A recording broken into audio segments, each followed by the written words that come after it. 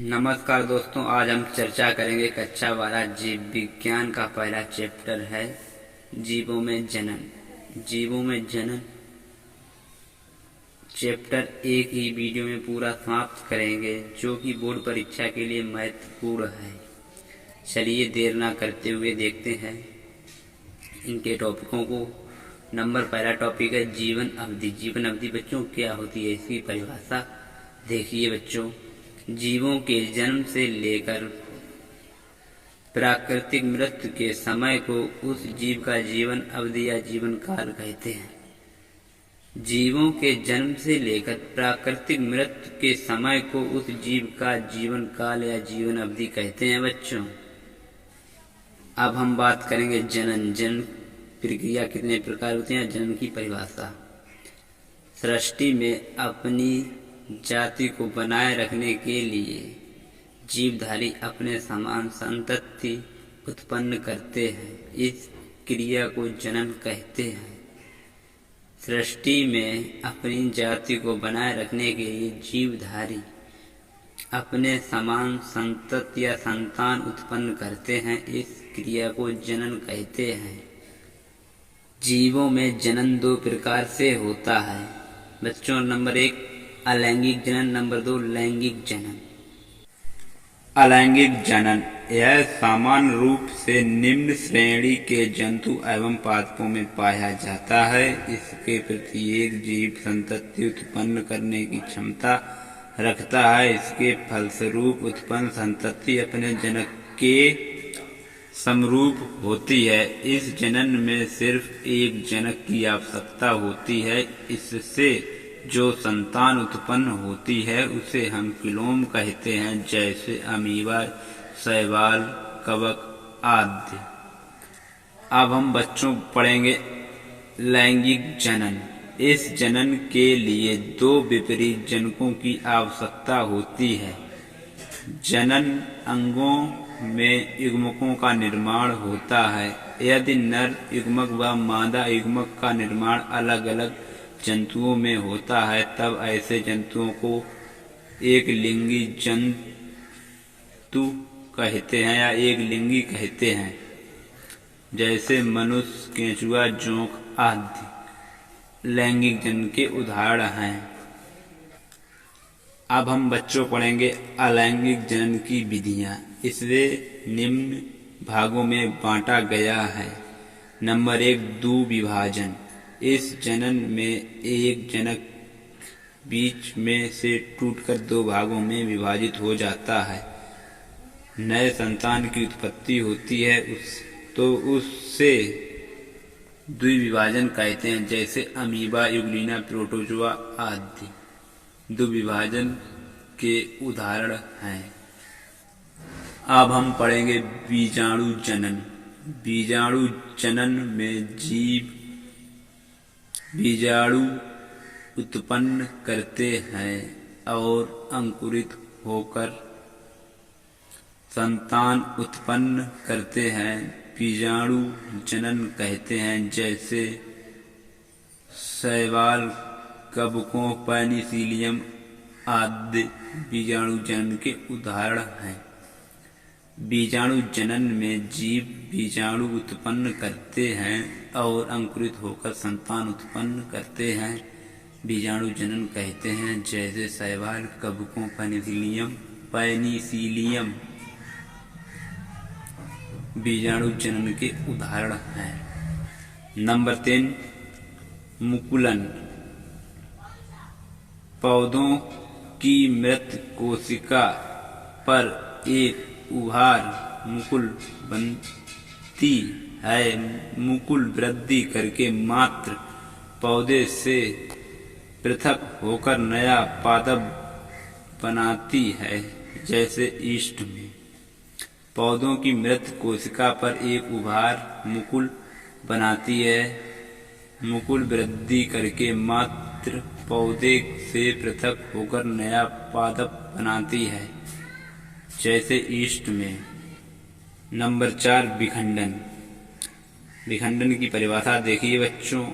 अनेक तंतु रूपी शैवालों में विभिन्न कारणों से पादप तंतु अनेक टुकड़ों में टूट जाता है।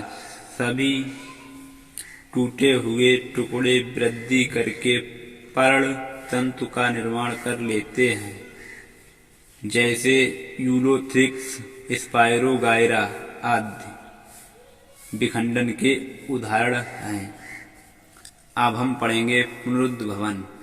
जीव का कटा हुआ भाग उसी के समान नए संतान का निर्माण करता है, पुनरुद्भवन कहते हैं, जैसे अमीबा, हाइड्रा आदि में। जीव का कटा हुआ भाग उसी के समान नए संतान का निर्माण करता है, पुनरुद्भवन कहते हैं, जैसे अमीबा, हाइड्रा आदि पुनरुद्भवन के उदाहरण हैं। अब हम पढ़ेंगे कायिक जनन। पौधों का कोई वर्दी भाग जब मृत पौधे से पृथक होकर नए पौधे का निर्माण करता है तो उसे कायिक जनन या प्रवर्धन कहते हैं। पौधे का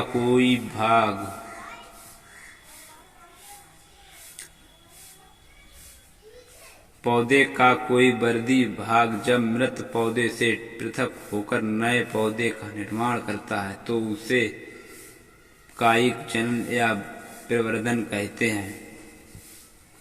आपसे कायिक जनन के बदले में प्रवर्धन जनन भी पूछ सकता है, इसलिए प्रवर्धन जनन भी याद रखना। पौधों में कायिक जनन मुख्यतः दो प्रकार का होता है, या कह सकते हैं प्रवर्धन जनन पौधों में मुख्यतः दो प्रकार से होता है। नंबर 1 प्राकृतिक कायिक जनन, नंबर 2 कृत्रिम कायिक जनन।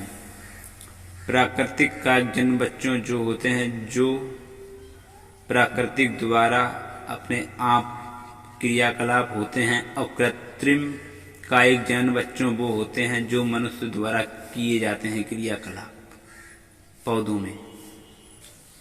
अब हम बात करेंगे प्राकृतिक कायिक जनन में भाग लेने वाले अंग। प्राकृतिक कायिक जनन में भाग लेने वाले अंग देखते हैं बच्चों। नंबर 1 पर है जड़। डहेलिया, शकरकंद, शीशम आदि की जड़ों पर अपस्थानिक कलिकाएं पाई जाती हैं। नंबर 2 बच्चों भूमिगत तना। आलू का कंद, अदरक, हल्दी का प्रकंद, अरबी का घनकंद, प्याज का शल्क कंद आदि, इन पर अपस्थानिक कलिकाएं पाई जाती हैं। नंबर 3 देखिए बच्चों पत्ती। अजूबा की पत्ती पर स्थित अपस्थानिक पर्ण कलिकाएं। अपस्थानिक कलिकाएं अनुकूल वातावरण में अंकुरित होकर नए पौधे का निर्माण करती हैं। अब हम पढ़ेंगे बच्चों कृत्रिम कायिक जनन में भाग लेने वाले अंग, या कह सकते हैं कृत्रिम प्रवर्धन जनन में भाग लेने वाले अंग। कायिक जनन को प्रवर्धन जनन भी कहते हैं। तो इसमें भाग लेने वाले अंगों को देखते हैं बच्चों। नंबर 1 पर है कलम लगाना। पादपों में कुछ भाग में अनुकूल परिस्थितियों में नए पादप में विकसित हो जाते हैं, जैसे गुलाब, गन्ना, नींबू आदि। पादपों में कुछ भाग में अनुकूल परिस्थितियों में नए पादप में विकसित हो जाते हैं, जैसे गुलाब, गन्ना, नींबू आदि। नंबर 2 दाब लगाना। इस विधि में मृत पादप से जुड़ी शाखाओं को मृदा में दाब कर उन पर जड़ विकसित हो जाती है, नए पौधों का निर्माण होता है। इस विधि में मृत पादप से जुड़ी शाखाओं को मृदा में दाब कर उन पर जड़ विकसित हो जाती है, नए पौधे का निर्माण होता है। इस विधि को दाब लगाना कहते हैं। कलिका रोपण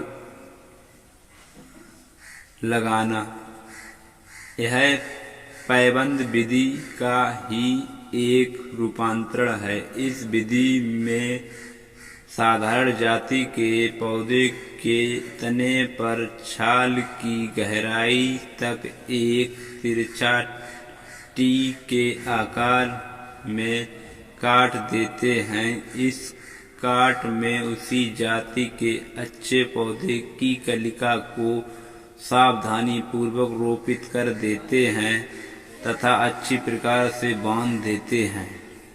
कलिका रोपण लगाना, यह पैबंद विधि का ही एक रूपांतरण है। इस विधि में साधारण जाति के पौधे के तने पर छाल की गहराई तक एक तिरछा टी के आकार में काट देते हैं।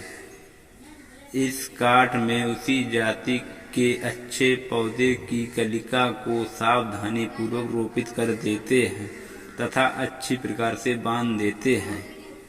अब हम बच्चों पढ़ेंगे लैंगिक जनन की विधियां। लैंगिक जनन की विधियां निम्न प्रकार से हैं। अभी तक हमने जो विधियां पढ़ी हैं वो अलैंगिक जनन की विधियां नहीं थी बच्चों, वो कायिक जनन की विधियां थी। लैंगिक जनन की विधियां निम्न है। नंबर 1 निषेचन पूर्व घटनाएं, नंबर 2 निषेचन और नंबर 3 निषेचन पश्च घटनाएं। नंबर 1 घटना है निषेचन पूर्व घटनाएं और नंबर 2 है निषेचन, नंबर 3 है निषेचन पश्च घटनाएं। नंबर 1 देखते हैं बच्चों निषेचन पूर्व घटनाएं। इसके अंतर्गत निषेचन से पूर्व की प्रमुख घटनाएं होती हैं। नंबर 1 बच्चों देखते हैं निषेचन पूर्व घटनाएं। इसके अंतर्गत निषेचन से पूर्व की प्रमुख घटनाएं होती हैं। नंबर 1 युग्मक जनन, नंबर 2 युग्मक स्थानांतरण। युग्मक जनन 3 प्रकार का होता है बच्चों। नंबर 1 समयुग्मकी। नंबर 1 समयुग्मकी नर व मादा भाग आकार और परिणाम में समान हो तो उसे समयुग्मकी कहते हैं। जैसे स्पाइरोगाइरा। समयुग्मकी नर व मादा भाग आकार और परिणाम में समान हो तो उसे समयुग्मकी कहते हैं। जैसे स्पाइरोगाइरा आदि समयुग्मकी का उदाहरण है। इन परिभाषाओं को ध्यान पूर्वक पढ़िए, ये बोर्ड परीक्षा में 2 नंबर में पूछी जाती हैं। नंबर 2 असमयुग्मकी, जो दोनों नर व मादा भाग बाह्य आकार में समान तथा परिणाम भिन्न हो तो उसे असमयुग्मकी कहते हैं। जैसे क्लेमाइडोमोनास आदि असमयुग्मकी के उदाहरण हैं। असमयुग्मकी की परिभाषा दोबारा देख लेते हैं क्योंकि ये बोर्ड परीक्षा के लिए महत्वपूर्ण परिभाषा है। जो दोनों नर व मादा भाग बाह्य आकार में समान तथा परिणाम भिन्न हो तो उसे असमयुग्मकी कहते हैं। जैसे क्लेमाइडोमोनास आदि असमयुग्मकी के उदाहरण है। अब हम पढ़ेंगे नंबर 3 विषमयुग्मकी। नर व मादा भाग दोनों भिन्न भिन्न प्रकार का हो तो उसे विषमयुग्मकी कहते हैं। जैसे मानव आदि। विषमयुग्मकी नर व मादा भाग दोनों भिन्न भिन्न प्रकार का हो तो उसे विषमयुग्मकी कहते हैं। जैसे मानव आदि। अब हम पढ़ेंगे बच्चों नंबर 2 निषेचन। जब नर युग्मक तथा मादा युग्मक आपस में मिलते हैं तो इस घटना को युग्मक संलयन कहते हैं तथा आपस में मिलकर 2 गुणित युग्मनज का निर्माण करते हैं तो इस घटना को निषेचन कहते हैं। निषेचन की परिभाषा तथा निषेचन के प्रकार बहुत ही महत्वपूर्ण हैं बोर्ड परीक्षा के लिए।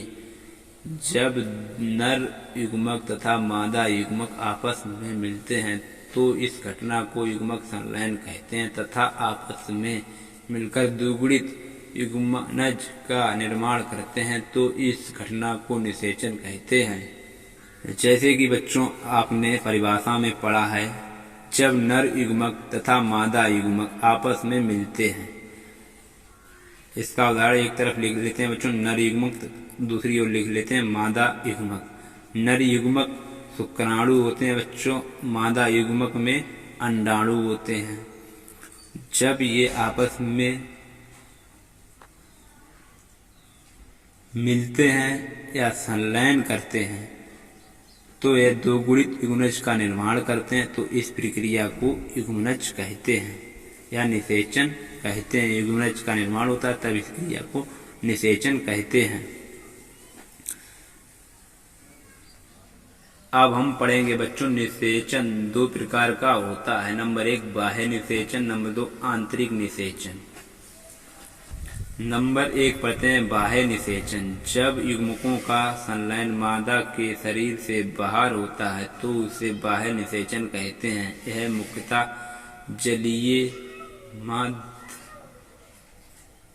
जलीय माध्यम में होता है, जैसे उभयचर मछलियां आदि। बाह्य निषेचन की परिभाषा दोबारा से पढ़ते हैं बच्चों। जब युग्मकों का संलयन मादा के शरीर से बाहर होता है तो उससे बाह्य निषेचन कहते हैं। यह मुख्यतः जलीय माध्यम में ही होता है। यहाँ पर बच्चों माध्यम माँ बना लेना बच्चों, गलती होगी। जैसे उभयचर मछलियां आदि बाह्य निषेचन के उदाहरण हैं।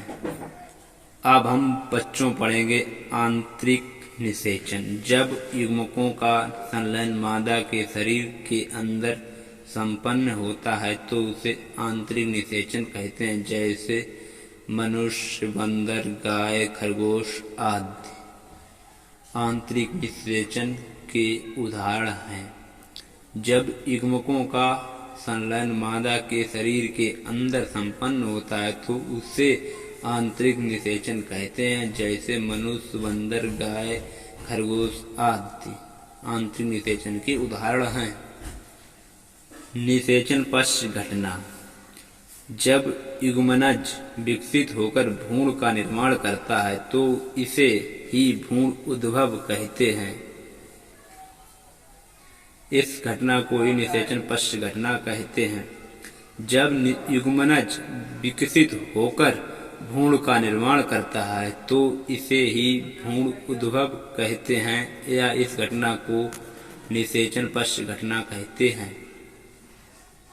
बच्चों अब हम पढ़ेंगे अनिषेक जनन। अनिषेक जनन की परिभाषा। अनिषेक जनन किसे कहते हैं इसके उदाहरण को देखते हैं और इसकी परिभाषा पढ़ेंगे बच्चों।